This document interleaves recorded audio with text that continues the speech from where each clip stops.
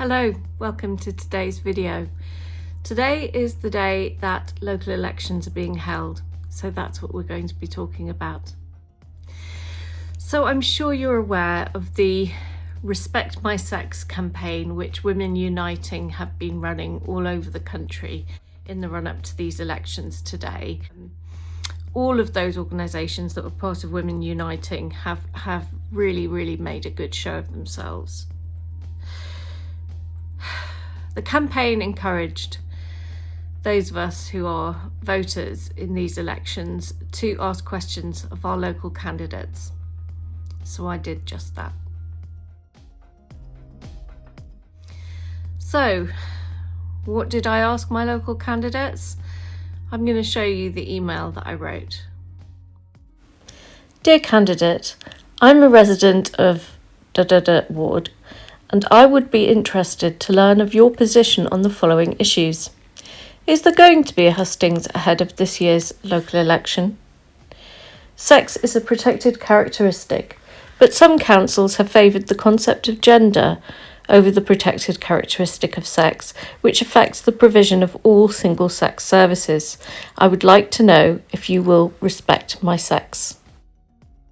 Number 1, could you give me your definition of a woman? Number 2, what do you think is more important, sex or gender?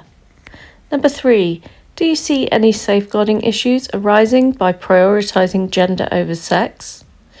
Number 4, do you agree that respecting truth-telling and scientific evidence remains an important principle for those in public life?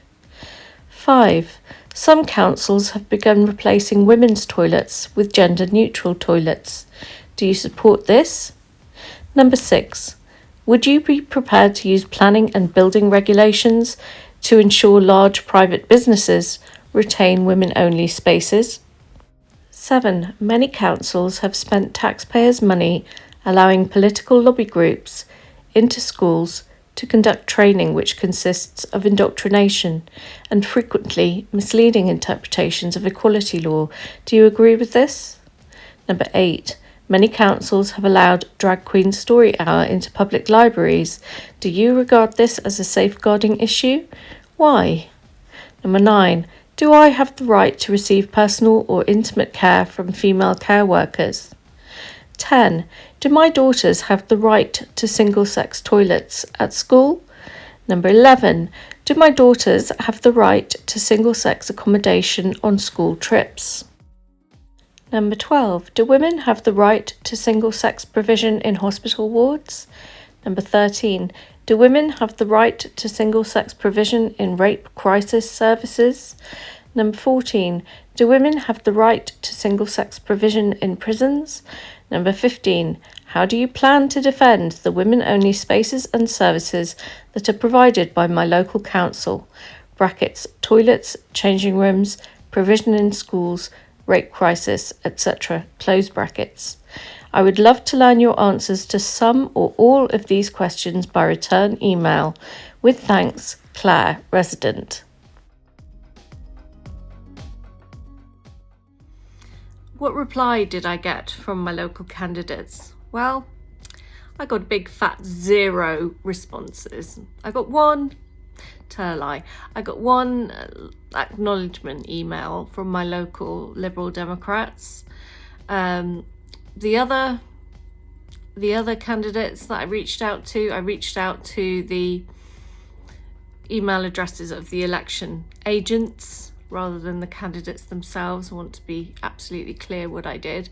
But those were the channels of communication that were encouraged on the leaflets. And I had no one knock at the door, and I had absolutely 0 responses to my emailed questions. I wasn't expecting anybody to provide answers to all of the questions because I put I requested a lot of information there. I did expect something from someone. So the burning question of the day is, who am I going to vote for?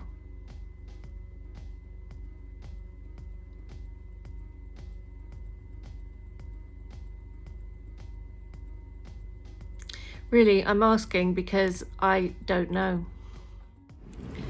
So it's a little bit later on. Had a bit more of a think. Going along to the polling station now. Still got absolutely no idea. Zero, zilch, zip, zero idea who I'm going to vote for.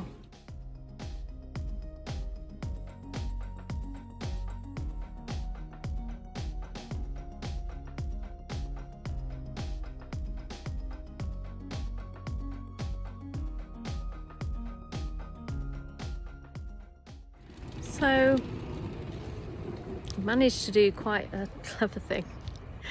Registered for postal voting an age ago. I can't remember which election it was. It was an election when I wasn't going to be able to get to the polling station. I registered for a postal vote and forgot that I'm now registered for postal votes unless I do something different.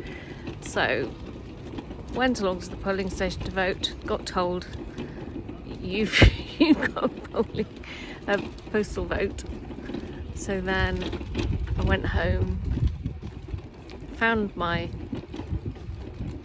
postal vote, filled it out to the best of my ability and took a picture of it.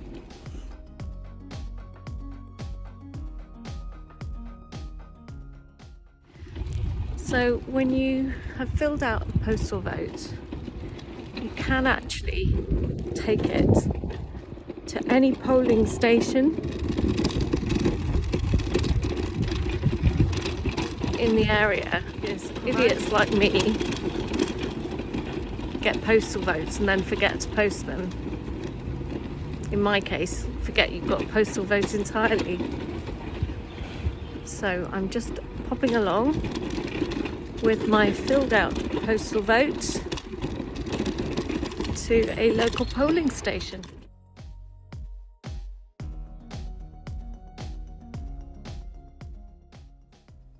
So thanks for watching today's video. As ever, welcome to new subscribers. If you haven't hit the subscribe button, please do.